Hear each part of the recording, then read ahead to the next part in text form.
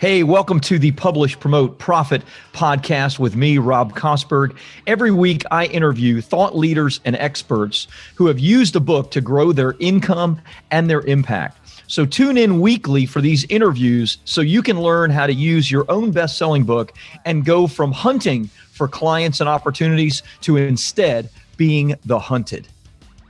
All right. Hey, welcome everybody. It's Rob here again with another episode of our Publish, Promote, Profit podcast. Super excited to bring a very interesting guest, at least interesting insofar as what she does, and I'm sure interesting in so many other ways. So Adriana Alvarez, Adriana Monique Alvarez is the CEO and founder of AMA Publishing. She teaches female entrepreneurs how to start a highly profitable publishing company. She herself is an international best-selling author, USA Today bestseller of the book, How to Start a Six-Figure Publishing Company, which we're going to dive into and talk about. Adriana's been on Forbes, Huffington Post, Fox, ABC, NBC, and now, finally, the Publish, Promote, Profit podcast.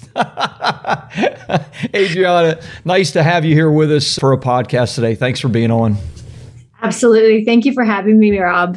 I love that we get to talk today. Yeah, we get to talk publishing, something that I obviously have a passion for, something that you obviously have a passion for. So, it's just very interesting. I'll say, on this podcast, I like for things to flow, and I have questions and have looked at your site and all your stuff, but I also am just kind of natural in that I say whatever I'm thinking. And the first thing that I think when I see that is, it seems to me that you're creating your own competition when you're helping other people start a six-figure publishing company. Now, it could be wrong because maybe your primary business is that coaching and teaching, but talk me through like what you do, who you help, and how that's even a thing.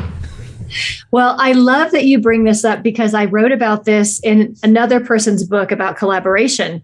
And so I talked about why on earth would I create competitors? Right. And is that really what's going on here? And one of the things that I've discovered is that I can have a publishing company and I can have my own areas of expertise and have a lot of clients that I actually, number one, can't take on, or number two, am not the best with. For example, some of my clients, they're really great with children's books. Not so much. Gotcha. Not my thing.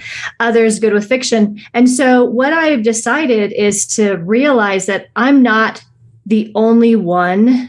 We need more than me. We need more than what I can handle and who I can work with. And so I really wanted to show women how they could create this kind of business and figure out who is their favorite type of client. What types of books do they want to help bring into the world and stay in that specialty? And that's what a lot of my clients, they send each other a lot of business because they tend to find their specialty and stay there. Very cool. Full disclosure, I've thought about this myself simply because in the 10 years that I've had bestseller publishing, I have created my competition. I can't tell you how many books I've published for people, and then they went and became publishing companies and quote unquote experts. And it's a little annoying because I'm like, dude, I did all that for you, and now you're going to pretend that you know how to do it. And so it's always, and this is just a very honest, right, talk. So absolutely. So there's been part of me like, maybe I should just actually charge for that and give people the opportunity to do it. But tell me from your standpoint, like, how did it actually start and begin? Like, where was it? Because you are a publisher, you're working in your niche, and then somewhere along the line you thought, and I think your goal is to create 10,000 female publishers over the next few years. That's a substantial goal and a lot of books and wonderful. Where did it come from? Like, what was the first, thought that you had? Like, this could really be something. Well, it started with one of my clients. She contributed in a couple of books that I produced, and I actually went to Australia to meet some of my clients. I got to meet her, got to have a meal together, and she just kept asking me questions. How does this work? This is so fascinating. And then I was sitting here in Colorado in my grandmother's chair one afternoon, not thinking about business, not really trying. And it just was like, why don't you certify the authors and contributors that are around you that have an interest in this and just throw it out there? Yeah. So immediately I grabbed my phone I had a Facebook group with all of my authors that I had published for. And I just said, who would be interested in starting their own publishing house? Like, you want to learn the model.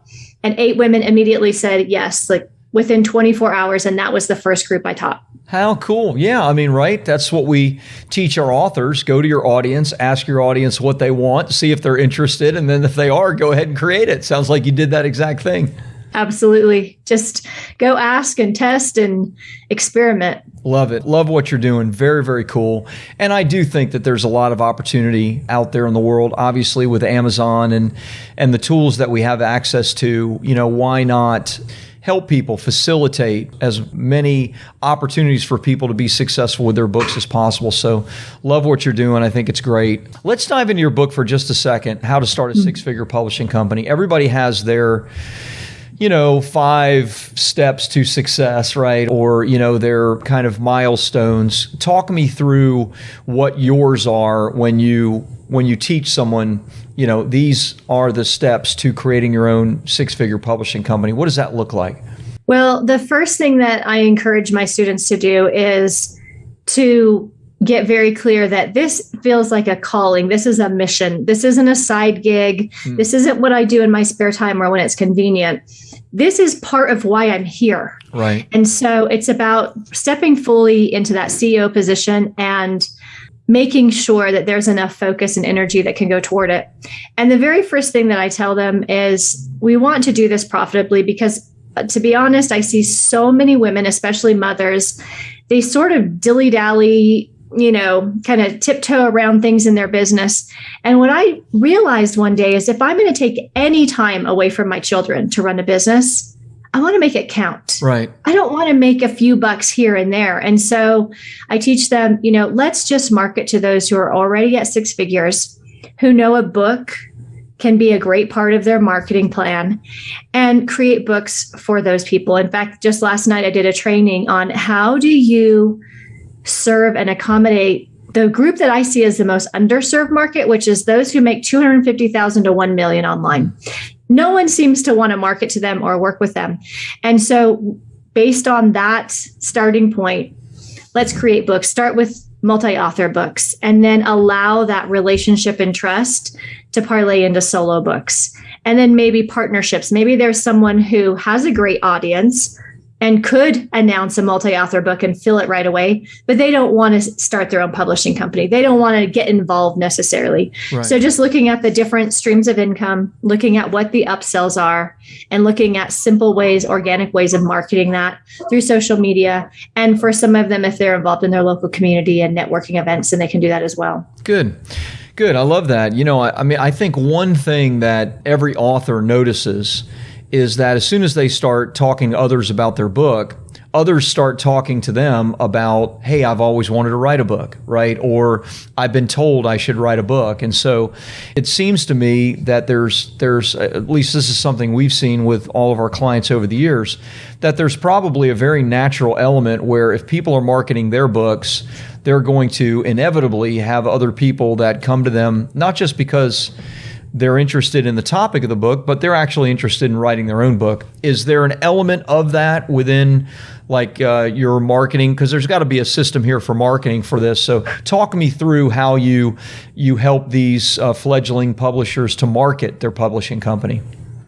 Well, you've nailed it already. So if I have a multi-author book and I put 20 to 30 contributors in that, and then I ask them to go on social media, to email their list, to go live and talk about why they said yes to this particular project, what story they're going to share and why, then I have a whole group of people marketing for me and getting the word out. The other interesting thing that happens is there's so much excitement around book launches. Yeah. It's not the sort of thing where people keep their mouths shut, and this is a secret.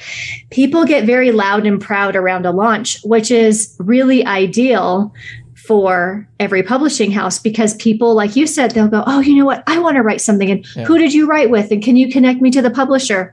So that's what I found with the first multi-author book I produced. The second one filled immediately as soon as I announced it. So that makes it a lot easier. Love that. So you've mentioned multi-author books a number of times. Talk me through the model of that, because it sounds, the way you've just described it, it sounds like that ends up being almost a lead magnet. You're building a relationship, maybe selling individual books down the road. Also, that becomes like your marketing tool around the book launch itself. Is that something that you're doing or that you're teaching your publishers to do for free, very, very low cost? What does that model look like a little bit? Good question. So just for the sake of round numbers, I like to say every book needs about 20 authors. Don't charge less than around $1,000 for a 3,000 word chapter. Okay. And obviously, these are entrepreneurs that can see that bigger vision, like you talked about. It's the visibility, it's the authority, the credibility. This isn't really about book sales. This is saying, I'm going to write my chapter in this book, and I know I have services or products that I can market on the back end of it. Yeah. And so taking people through that process. And then, for example, I often teach my clients, have a VIP option. Give them something a little special. You want to put their name on the cover, want to give them a bonus training, invite them into a cocktail networking party. There's ways to create a couple of price points. So at the end of the day, our goal is to profit $50,000 per multi-author book. Okay. That's great. So 1,000 is low then for 20 authors. There's a lot of ways to take that 1,000 and make it 2,000 or 3,000 or so. And any particular marketing plan around finding those 20 authors for it? Is it primarily a word of mouth thing, group, social media, et cetera? Yes, it's a combination. I find that having a really clear title and subtitle is the best first step. When it's too broad, people can't really see themselves in it and they don't get excited about it. Yeah. I had a client, one of the first ladies I taught how to do this. She told me, I've always wanted to create a book around birth stories and a particular type of birth, women who had a cesarean and then they had a regular birth. So she wanted to do a VBAC book.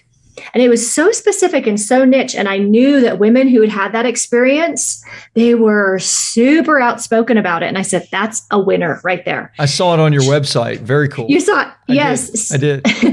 So the second she announced it, I mean, this thing just filled up. And these women were passionate. In fact, most of them referred her 2, 4, 10 clients for her next book. Wow. Crazy. So a good time. Yeah, it's wild, right? So a good title and subtitle can carry you a long way because people go, oh, that's me. Yeah. Oh, I have something to say about that. And if you can take that title, subtitle, and then pair it with a great cover and share that on social media, you become a magnet. People move toward you and they just say, I've got to learn more. This is for me. Yeah. Oh, I love that. Great.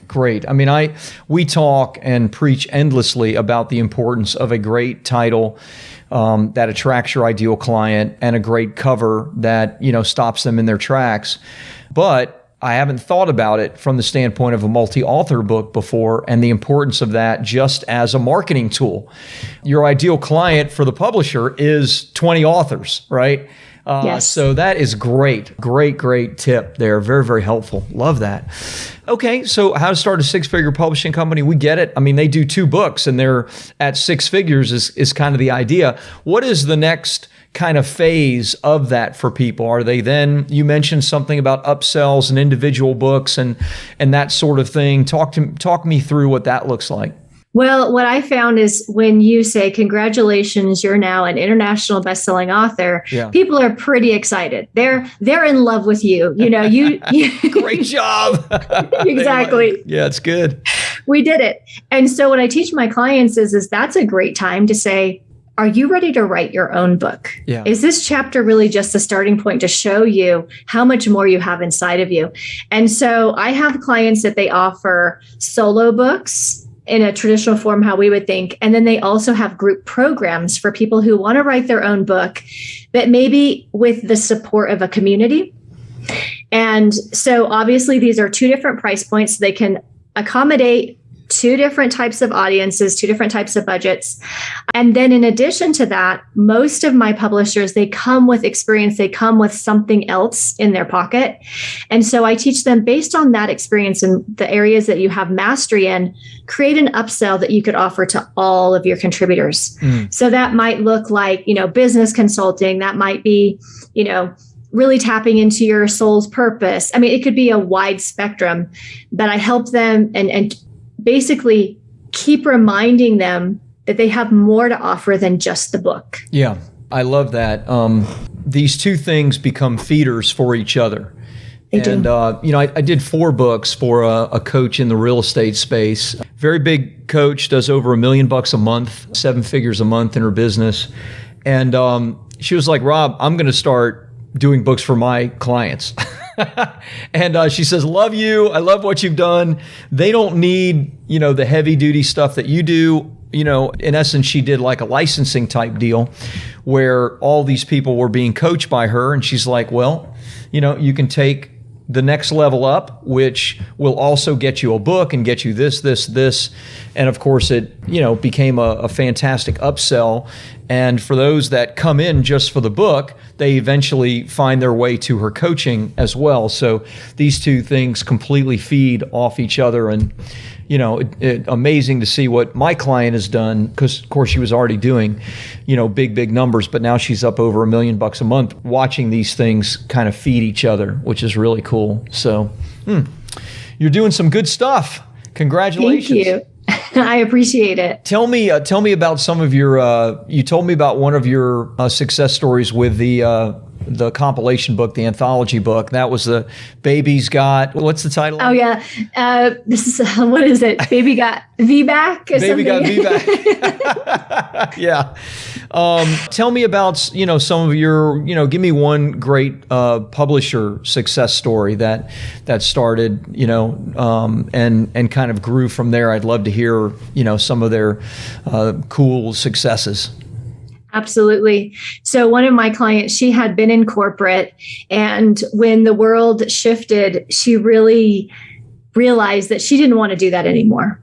She wasn't in love with the work. She was tired of the office politics. And then when everything rocked, she realized this might be my opportunity to try something new. Yeah. To take a chance on myself. And we had been in similar circles online. We had a lot of mutual friends. And so when I put the call out, she said yes.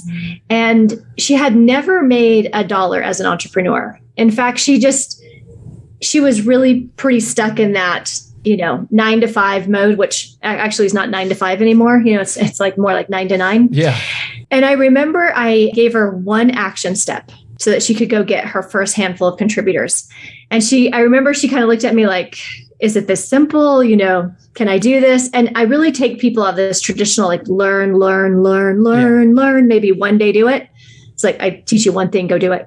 And I remember getting a message through social media from her. And she said, oh my gosh, my first payment notification just came in. And then they just kept rolling in. Wow. And she sold the book out, I want to say in 3 weeks. And it completely changed her life. And now I've lost track of how many books she's done. I think 4 or 5 in the last year. And I recently got to spend a week with her in Sedona. And she said, I didn't know how to make that leap from corporate to entrepreneurship.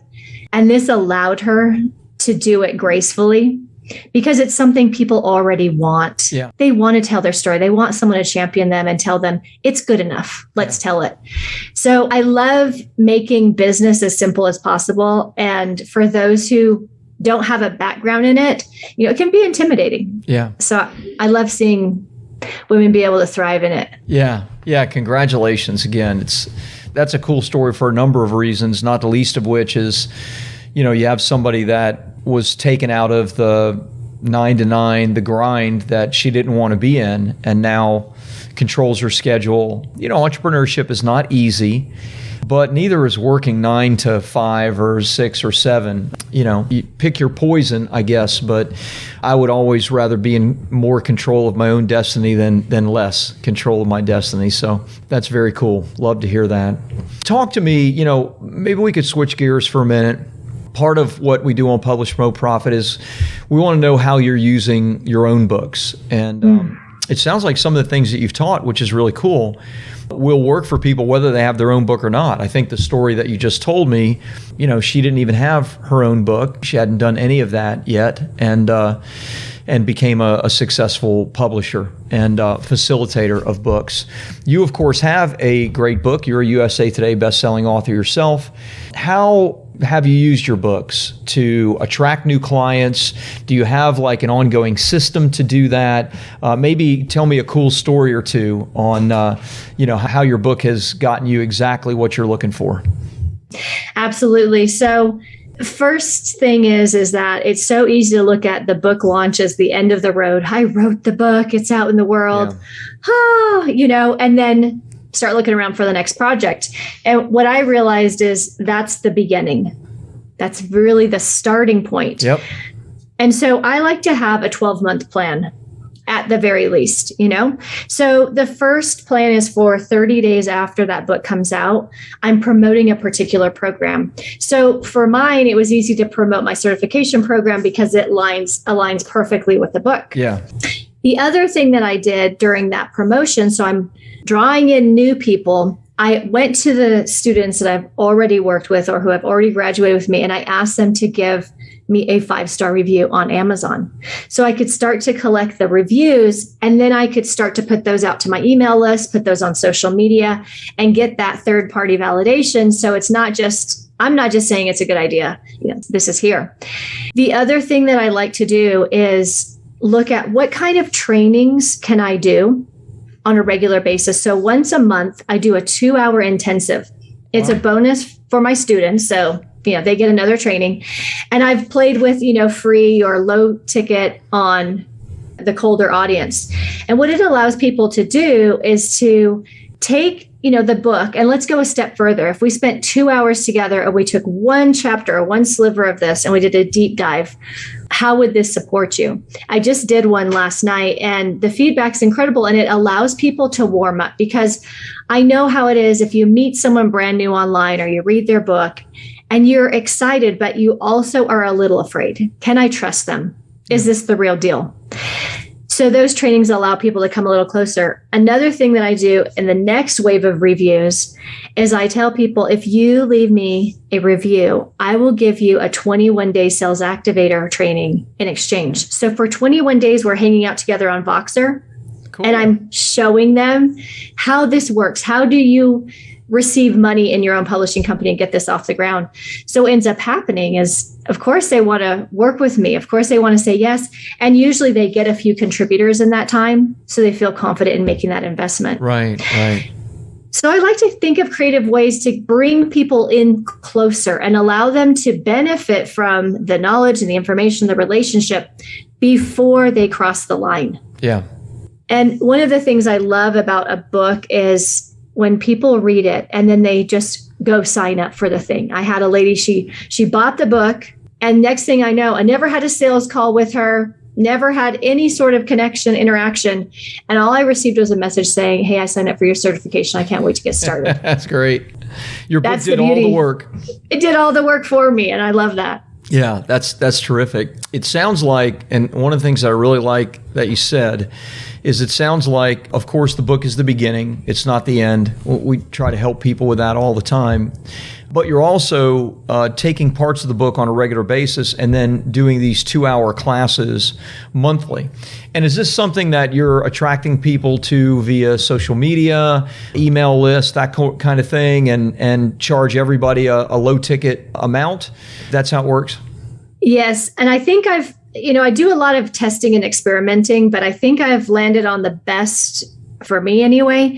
And so what I'm doing is I'm putting out to my email list, putting it out to social media. But what I've decided to do is bring in 2 of my next level students. So I have a 1.0 program and the 2.0. So I'm going to bring in 2 students from the 2.0 program, and they get to teach for 20 minutes in that 2 hours. And they're promoting it heavily to their audiences, to their authors, to their contributors, so that it's a little bit broader reach, and it gives them the ability to start teaching on that level and to be seen in a new light.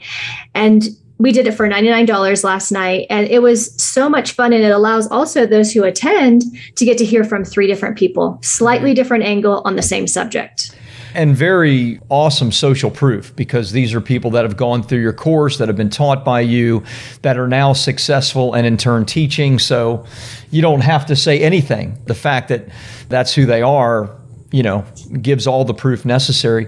If you do something like that on a regular basis, is there some type of an affiliate situation worked out with them? Obviously, so they're not just teaching on their own free time, they're expecting to earn some commissions, et cetera.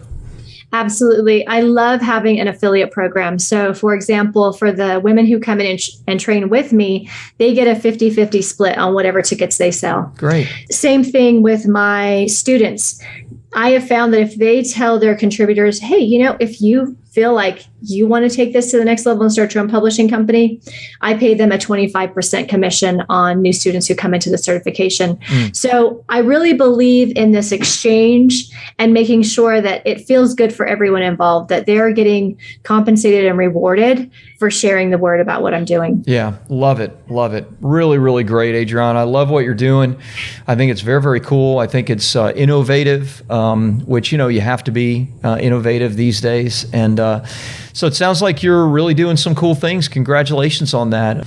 Any questions maybe I didn't ask or anything that I'm missing in the process? No, I think that based on your own experience, you know what matters. And really at the end of the day, getting more stories out there and taking people from it's on my desktop or it's in my heart to it's out in the world. That's what we're about. Yeah. Love it. Love it. Let's give some links where listeners can get some more information and learn more about how to start a six-figure publishing company and wherever you want to direct them. Absolutely. My book is available on Amazon. And if they go to amaspeaks.com, so that's AMASPEAKS.com, I would love for them to mention that they heard this on your show and just let me know if I can send them a copy of my book, if they want to hear more about a publishing house, or if they have a book that they want to talk about, how can we move forward on it? I would love for them to fill out that form. Awesome. And that's at amaspeaks.com. Mm-hmm. That's correct. Fantastic. Hey, thanks so much for being on today. Great job with everything and really enjoyed having a conversation with you. Thank you. It's my pleasure. Thanks for having me.